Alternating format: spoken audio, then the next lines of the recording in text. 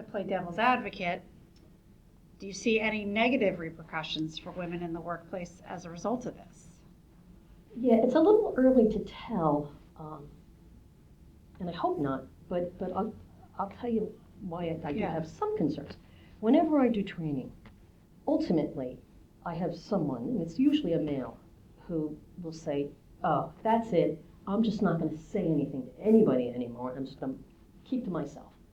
Right. You know, I hope that the pendulum hasn't swung too far, where we're in a situation where men begin to alienate women in the workplace. And how so? Well, for example, not having any one-on-one meetings with a female, right? That would be not a good thing, because you have to have one-on-one meetings to get work done. Right. Perhaps not inviting women to the lunch engagement with clients or the after-hours networking event, because you don't want to be accused of harassment.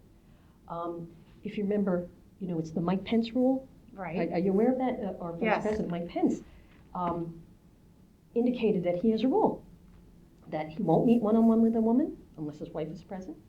He will not go to an after-hours function if alcohol is served if his wife is not present.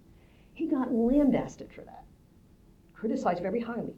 But in this environment, you know, some people might think that's an understandable position for him to take. He's protecting himself. I hope we don't get to that point where there's an overreaction.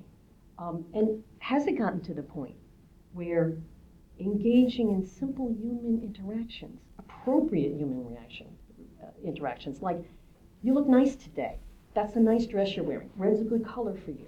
I mean, we are social creatures, and it would be a shame if we get to a point where people feel stifled that they can't even do that with people that you see every day. Now, I think maybe we'll have some moments where that happens, but I think in general, and I hope, that most men, and most men do behave appropriately in the workplace, they will continue to not be afraid to interact with women on a professional level on an equal basis. And that we continue to be treated as equals in the workplace, and that this doesn't have a chilling effect on that.